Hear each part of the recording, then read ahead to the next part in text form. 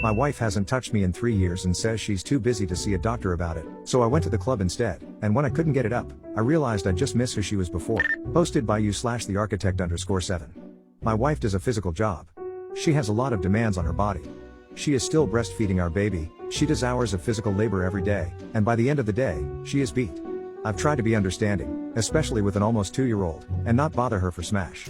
She's never been the most smashable person, and as the years have gone on, her libido has dwindled a lot.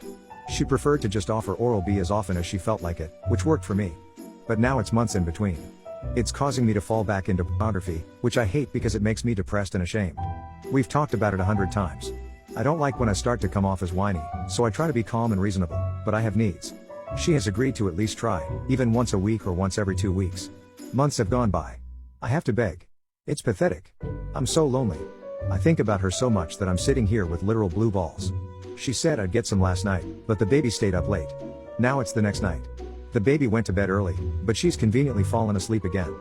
I'm crawling in my skin, trying to fend off the urges like an addict. What the hell do I do? Relevant comment. Commenter.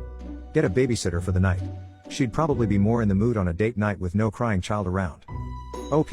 I don't think cheating is the answer. Update 1 day later.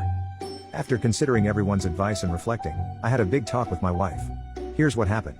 The deadbeat question. Midday, I asked her if she felt I could be doing more with our son or house upkeep. She said she appreciated me asking but felt we had a good balance. Later that night, I picked up dinner and read more comments. I decided to dig deep.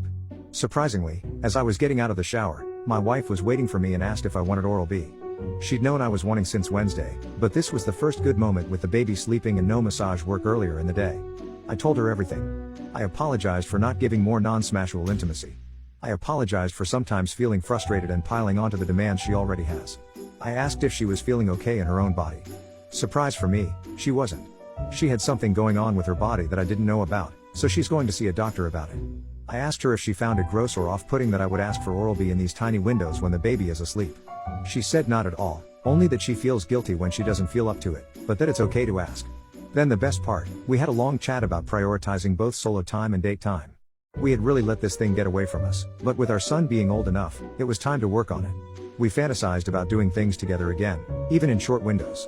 We agreed to ease back into our smash life as it came. The second best part, she then gave me the deluxe Oral B package with all the fixings. She still isn't ready to have her body touched intimately, so we stayed up cuddling and watching a show. Thanks to everyone who told their stories and gave tough but true advice. Everyone who advised me to cheat, rethink your lives. People who pushed me toward pornography are like people pushing beer to an alcoholic. I was clear that it's not good for me. And for the people who had an axe to grind, assuming I'm some slob deadbeat, I'm sorry, truly, that there are so many models of this in your life that it's the first thing you jump to. Me and a lot of men have to do better. Edit. The majority of comments in this thread are about communication, but there's one missing ingredient: self-awareness. You can talk for days and days and still miss your own flaws. Comment.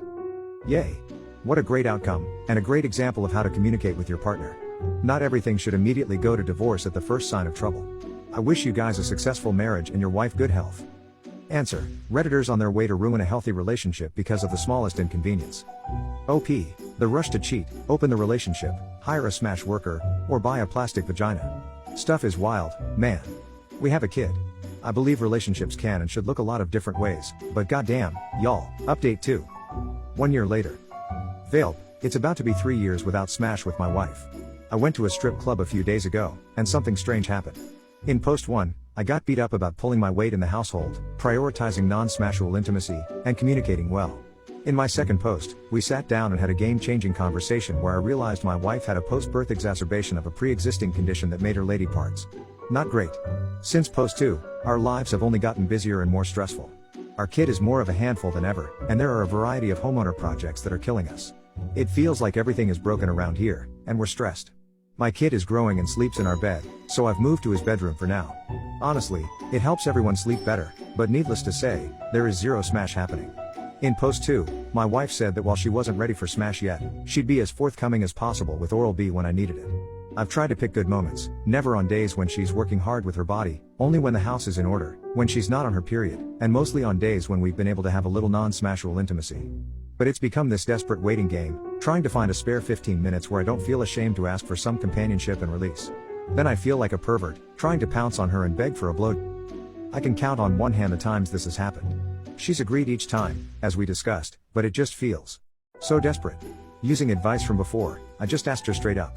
Is this condition you told me about, is that just an excuse because Smash is no longer enjoyable to you? Like, just tell me.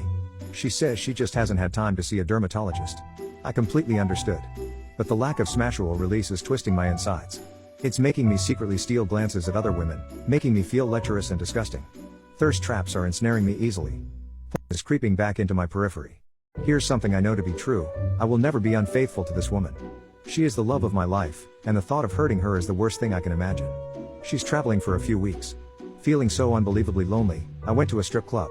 I went to the nicest one in the area and waited for the most attractive woman who was dancing. There she was, a woman who would have been a lifelong fantasy for me. How are you doing tonight? She asks. I admit it, I miss my wife.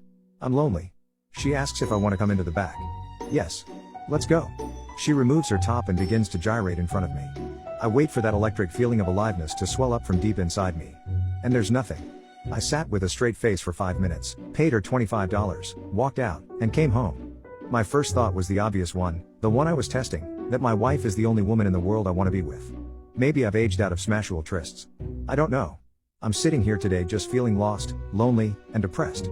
I'm praying that when our kid moves to their own room, maybe we can begin building a foundation over again. Or maybe this is just it. Maybe we're incompatible, aged out, and that's a wrap. You guys were helpful before. What should I do?